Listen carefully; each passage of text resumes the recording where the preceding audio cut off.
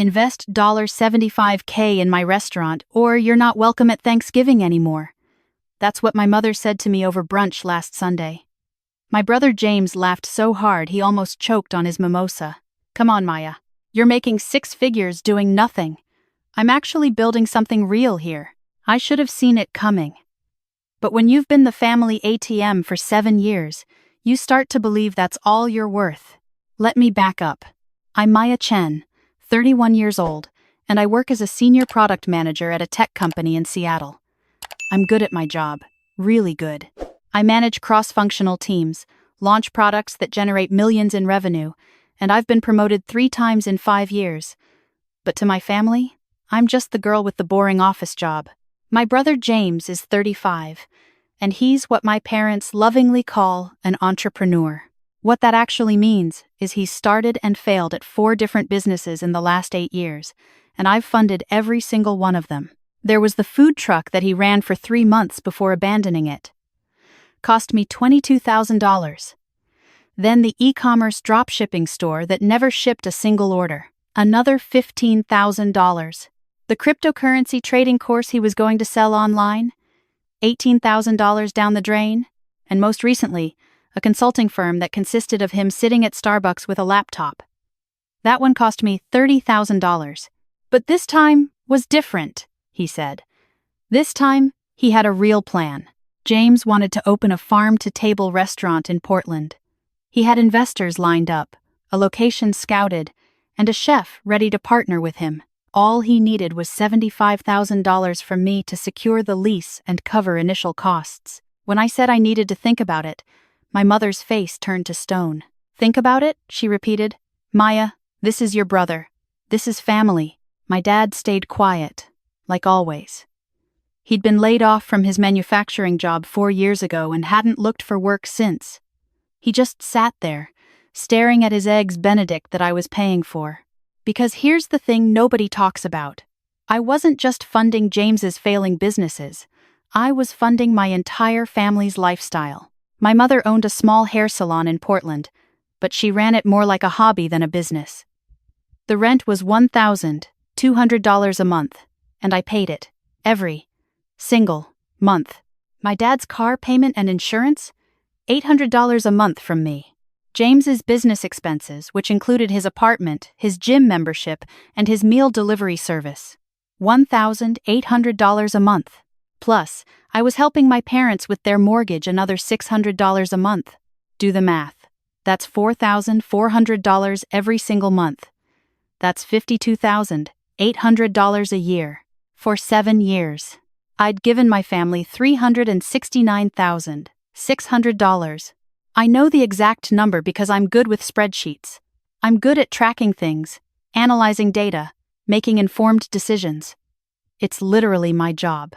But somehow, I'd never applied those skills to my own family situation. James had a name for what I did.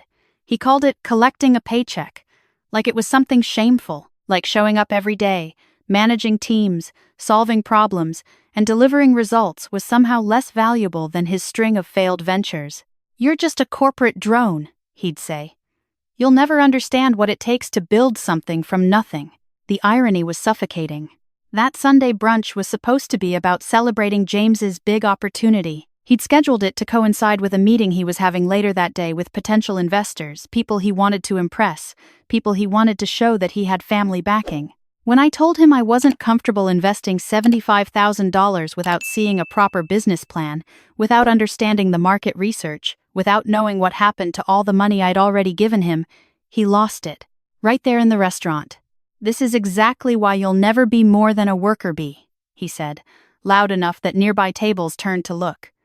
You're too scared to take risks. You're too boring to understand vision. My mother nodded. My father said nothing. And then my brother played his trump card. You know what? Forget it. Forget the whole thing. He stood up, throwing his napkin on the table. I don't need money from someone who doesn't believe in me.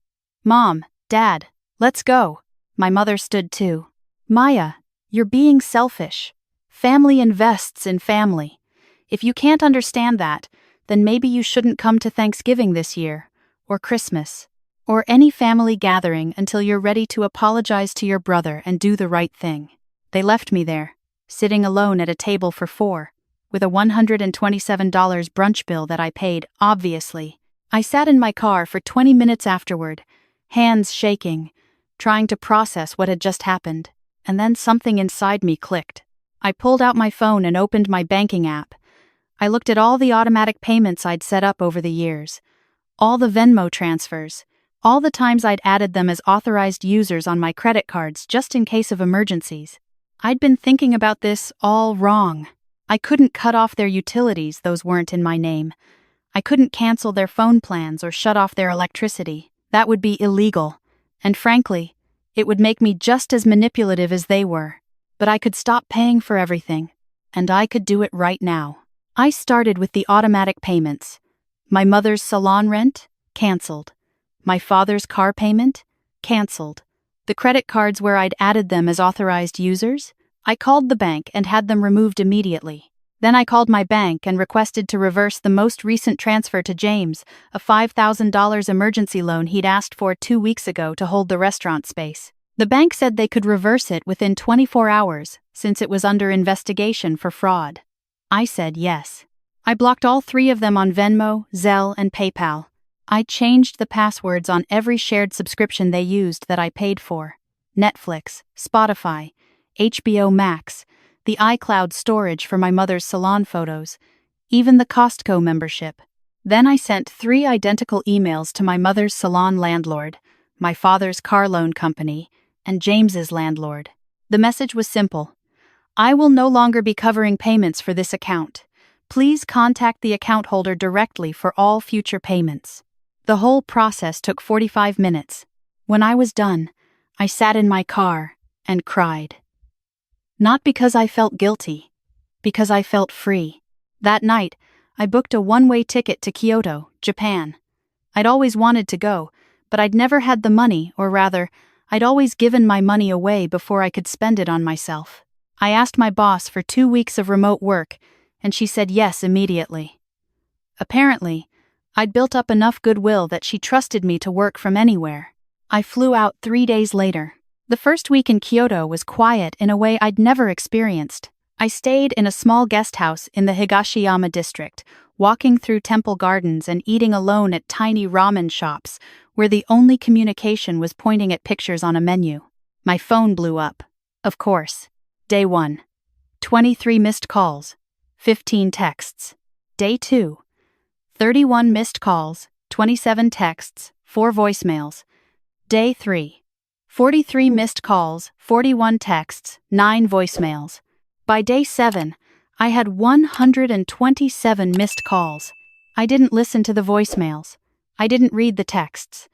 I'd set up an auto response that said, "I'm unavailable. If this is an emergency, please call 911.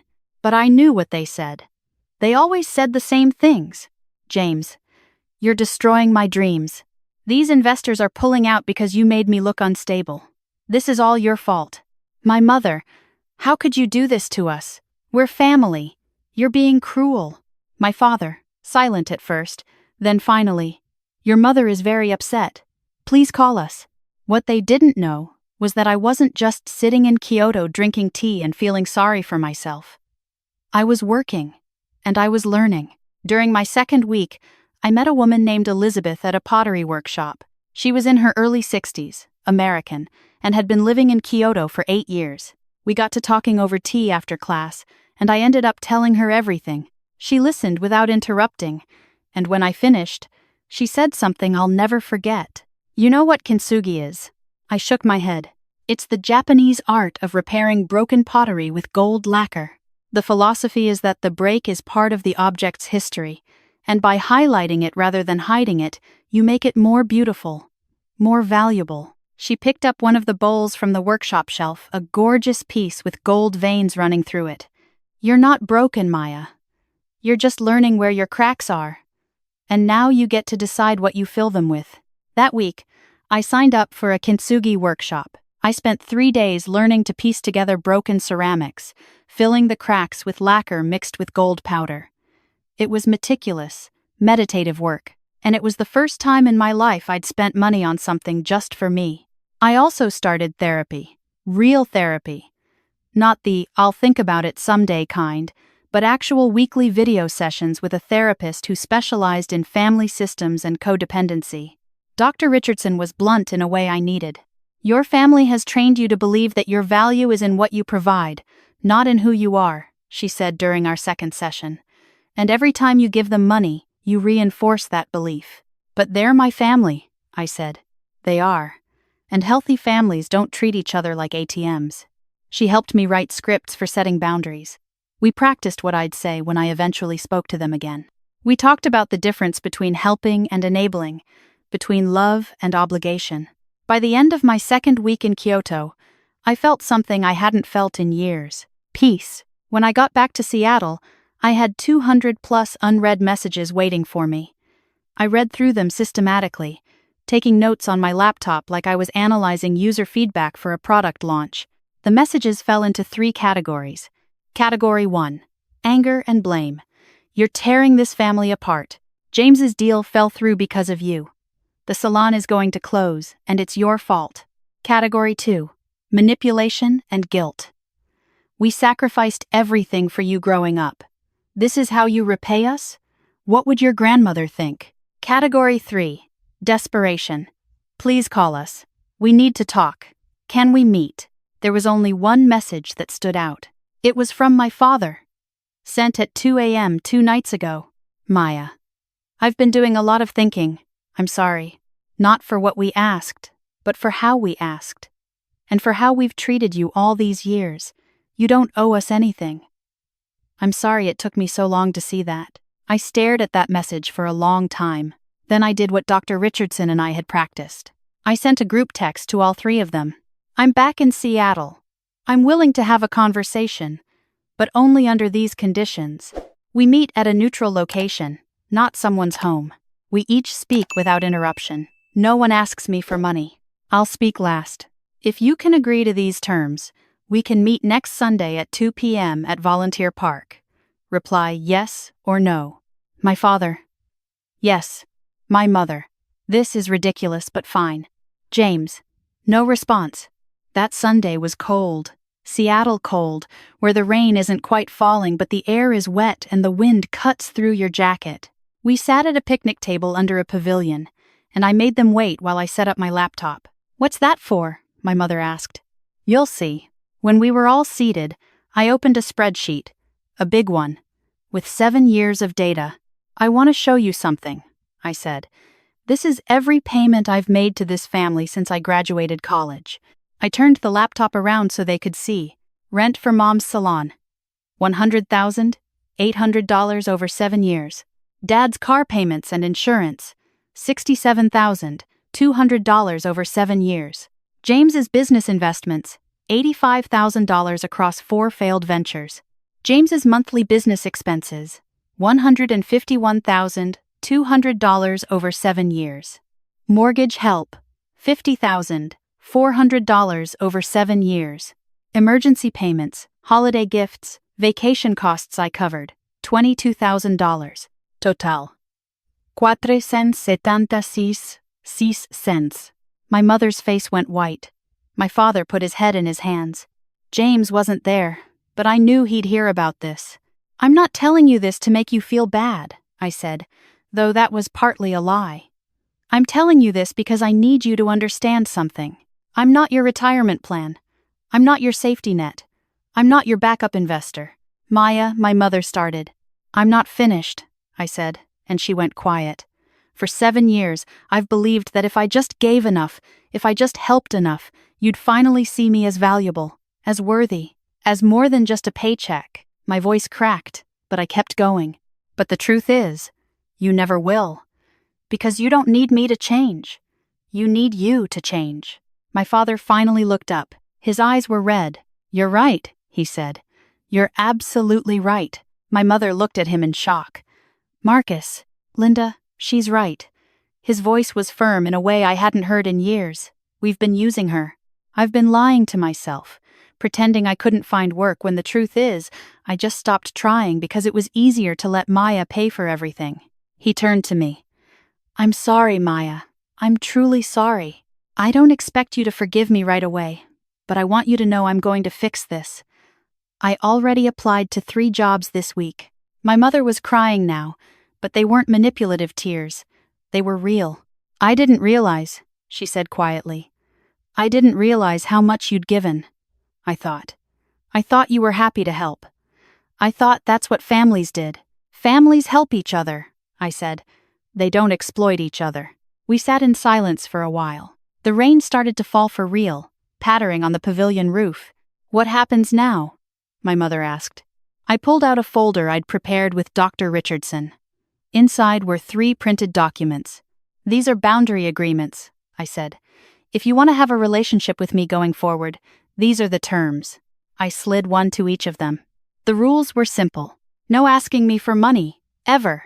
No hints, no guilt trips, no emergencies. If they wanted financial help in a true emergency, they'd need to go through my Aunt Caroline, my mom's sister, who I'd already talked to about this. Caroline would evaluate the situation and decide if it qualified as an emergency.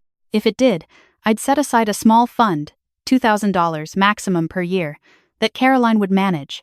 All past debts were forgiven.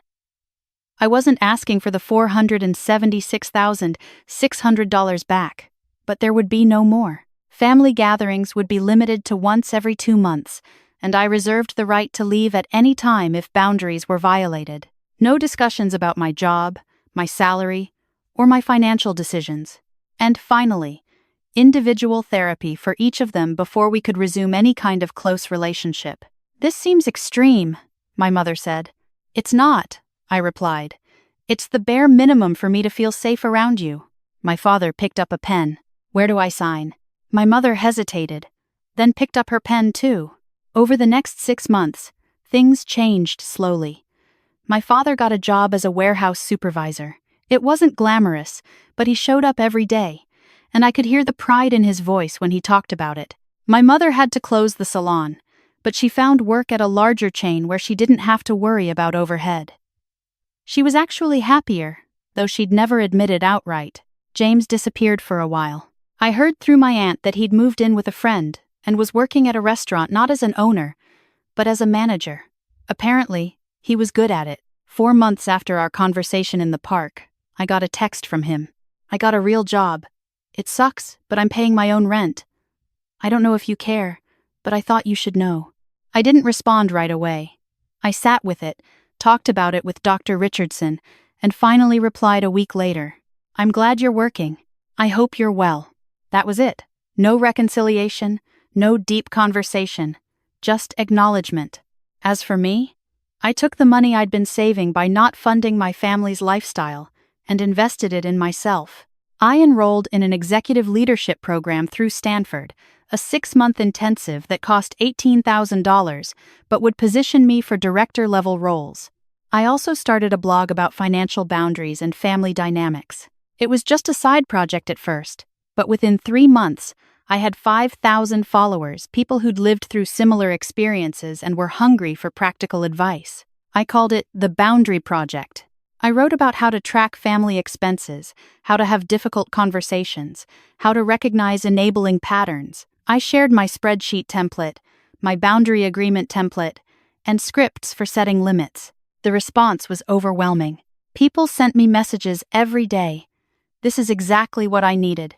You gave me permission to say no. I'm printing this and giving it to my therapist. 1 year after that brunch in Portland, I got promoted to director of product at my company.